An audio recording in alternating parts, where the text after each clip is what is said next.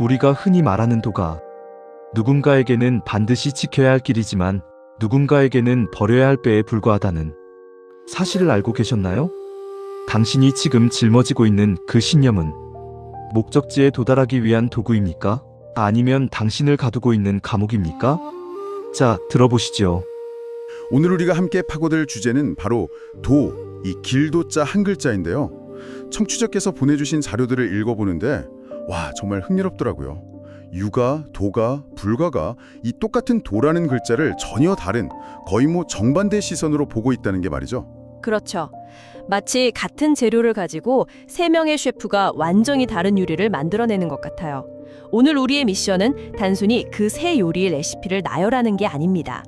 왜 한쪽은 이걸 길이라고 하고 다른 쪽은 바다라고 하고 또 다른 쪽은 배라고 하는지 그 근본적인 시각 차이의 핵심을 한번 파헤쳐 보는 거죠. 맞아요. 그 차이를 이해하면 각 사상이 세상을 어떻게 보고 있는지 그 밑그림이 보일 것 같아요. 좋습니다. 그럼 어디서부터 시작해 볼까요?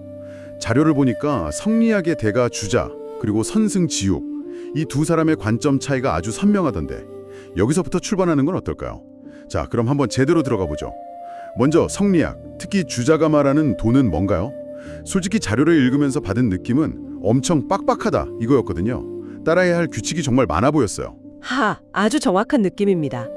주자에게 도는 인간이라면 마땅히 걸어가야 할 유일하고 올바른 길, 즉 도덕 법칙이자 사회 질서 그 자체거든요. 개인의 감정이나 생각보다는 사회 전체가 따라야 할 객관적인 원리, 하늘의 이치인 리가 인간 세상에 구현된 형태라고 본 거죠. 그러니까 우리 바깥에 이미 정답처럼 존재하는 이상적인 경로가 있고 우리는 그걸 열심히 공부하고 수행해서 따라가야만 한다는 거군요. 무슨 우주적인 모범 답안지 같은 느낌인데요. 바로 그겁니다. 그래서 경전을 열심히 공부하고 일상 속에서 하나하나 실천해 나가는 점진적인 수양이 중요해지는 거예요. 우리 밖에 있는 목표를 향해 꾸준히 나아가는 것. 그게 주자가 생각한 도를 따르는 삶이죠. 그런데 자료에서 지육선사의 이야기를 읽는 순간 그 모범 답안지를 확 찢어버리는 듯한 느낌을 받았어요. 도는 그런 게 아니다라고 선언하는 것 같달까요? 완전히 다른 이야기잖아요. 여기서부터 관점이 180도 뒤집어지죠. 지옥선사에게 도는 최종 목표가 아니거든요.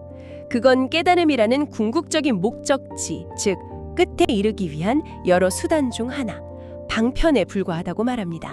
잠깐만요. 최종 목표가 아니라 그냥 수단이라고요? 그럼 그토록 중요하게 이야기하는 도가 사실은 핵심이 아니라는 건가요? 이게 좀 충격적으로 들리는데요. 그렇죠. 불교적 관점에서는 그렇습니다. 도는 밖에서 배우고 익혀서 얻는 게 아니라 원래 내 안에 완벽하게 갖추어져 있는 본성, 즉 자성을 문득 깨닫게 해주는 도구라는 거예요. 자료에 나온 비유가 정말 기가 막히지 않나요? 도는 물고기, 즉 깨달음을 잡기 위한 그물과 같다는 거. 그물 비유요? 맞아요. 그게 확 와닿았어요. 물고기를 잡는 게 목적이지 세상에서 제일 멋진 그물을 수집하는 게 목적은 아니니까요. 물고기를 잡았으면 그물은 그냥 두고 가도 되는 거잖아요. 바로 그 지점입니다. 물고기를 잡았다면 그물에 대한 미련은 버려야 한다. 이걸 방하착, 즉 내려놓아라 라는 정신으로 강조하는 거죠. 결국 지옥선사에게 도는 내 마음의 본래 자리로 돌아가게 해주는 내비게이션 같은 거예요. 목적지에 도착하면 언제든 꺼버릴 수 있는 아주 유용하고 자유로운 도구인 셈이죠. 이 도구냐 목적지냐 하는 관점 차이가 정말 흥미롭네요. 지육선사의 그물 비유를 생각하니까 이런 질문이 생겨요. 주자에게 도는 그 자체가 목적지 같은데 지육선사에게는 그냥 도구에 불과하다는 거잖아요. 이런 관점의 차이가 도가와 불가의 큰 그림에서도 그대로 나타나는 건가요? 네, 그 질문이 바로 도가와 불가를 가르는 가장 중요한 지점입니다. 먼저 도가, 즉 노장 사상을 보면 도는 우리가 돌아가야 할 궁극적인 고향이자 우주 만물이 태어난 근원입니다.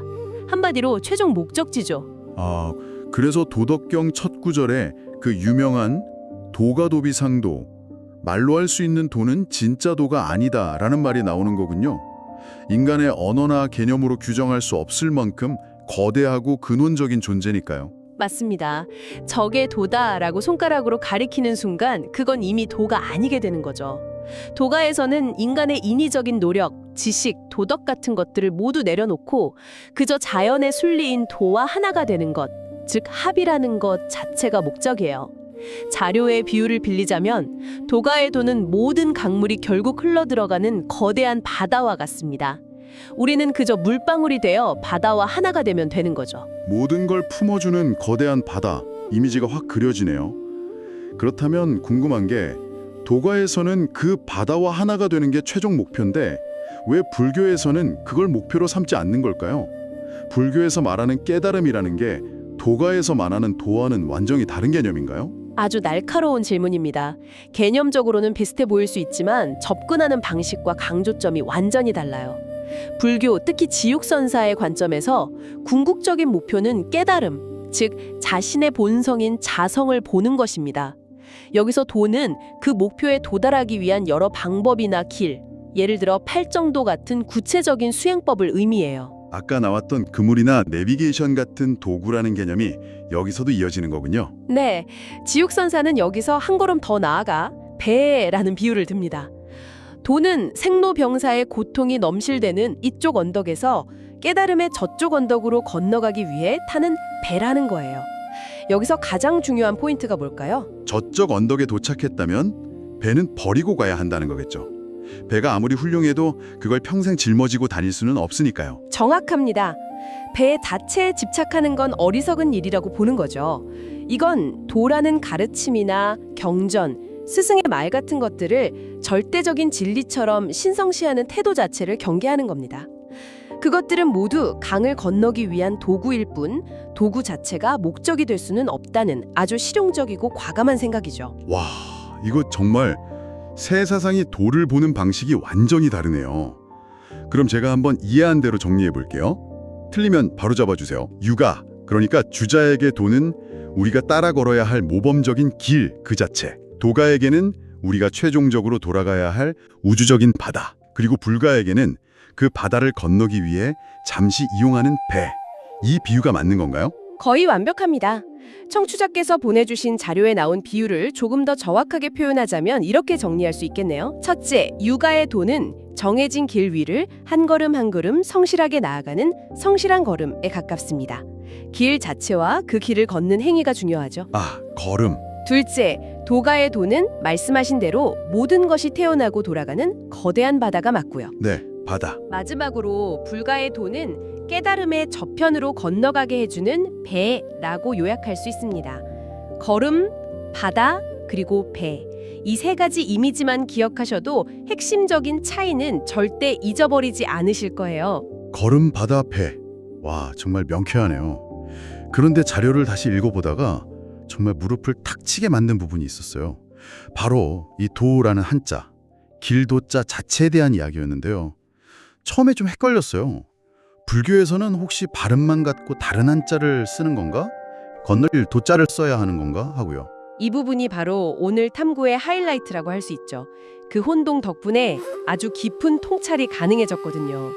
결론부터 말씀드리면 발음은 도가 맞고 쓰는 글자도 길도자가 맞습니다. 그럼 제 혼동이 그냥 잘못 짚은 거였나요? 아니요, 그렇지 않습니다. 핵심은 이것입니다.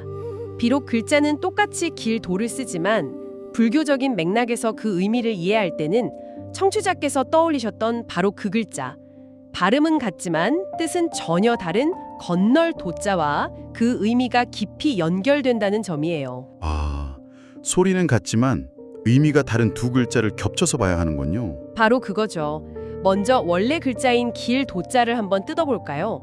이 글자는 머리를 뜻하는 머리 숫자와 간다는 뜻을 가진 갈착자가 합쳐진 글자입니다. 무슨 뜻으로 보이시나요? 머리를 들고 앞으로 나아간다. 아, 머리를 똑바로 들고 목적지를 보며 나아가는 길이라는 뜻이네요. 이건 방금 우리가 정리했던 유가나 도가에서 말하는 도의 이미지, 즉 정해진 길이나 궁극적 목적지라는 개념과 정확히 들어맞는데요. 그렇죠.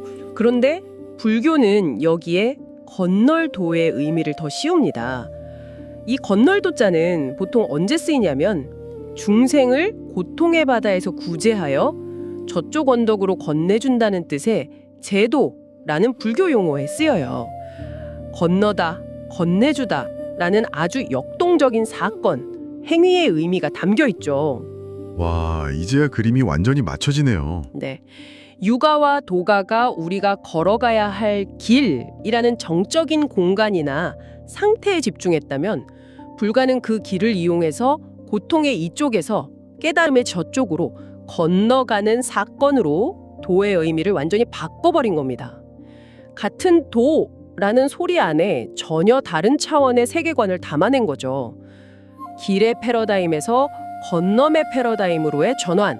정말 놀라운 지정유의 아닌가요? 정말 놀랍네요. 길에서 길 건너기로 관점을 바꾼 것만으로 세상이 완전히 다르게 보이잖아요. 오늘 우리는 도라는 한 글자를 통해 세상을 보는 세 개의 창을 들여다본 셈이네요. 사회 질서를 위한 엄격한 도덕 규범으로, 우주의 신비로운 근원으로, 그리고 마침내 고통의 강을 건너기 위한 유연한 도구로 말이죠. 그렇습니다. 자료의 결론부에 이 모든 내용을 함축하는 아주 인상적인 문장이 있더군요. 제가 한번 인용해 보겠습니다. 주자는 도를 반드시 지켜야 할 법이라 가르쳤고 노자는 도를 신비로운 근원이라 칭송했습니다. 그러나 지옥선사는 우리에게 말합니다. 도라는 배에 갇히지 마라. 도는 오직 당신 안의 자성을 비추기 위한 등불일 뿐이다. 등불을 보았다면 이제 스스로 빛나는 해가 되어라. 스스로 빛나는 해가 되어라. 정말 강렬한 마무리네요. 그럼 청취자께 마지막으로 생각해 볼 거리를 하나 던져드리고 싶습니다. 자료에서는 도라는 배를 이용해서 내 마음의 바다를 보라고 했습니다. 그렇다면 이런 질문을 던져볼 수 있겠습니다. 만약 유가와 도가 불교의 모든 위대한 가르침들이 단지 강을 건너기 위한 여러 종류의 배에 불과하다면 당신이 지금 건너야 할 마음의 강은 어떤 모습이며 당신은 어떤 배를 골라 타고 싶으신가요? 그리고 가장 중요한 질문은 저쪽 언덕에 무사히 도착했음을 당신은 어떻게 알 수 있을까요? 수고하셨습니다. 만약 저쪽 언덕에 무사히 도착했다면 당신은 그 배를 미련 없이 내려놓을 준비가 되어 있습니까? 성현의 지혜를 통해 삶의 화두를 풀고 선의 눈을 뜨는 여정, 광야의 담담 서재와 함께하고 싶다면 구독으로 마음을 보태주시기 바랍니다. 이어서 이 내용을 기반으로 만든 음악도 감상하시기 바랍니다.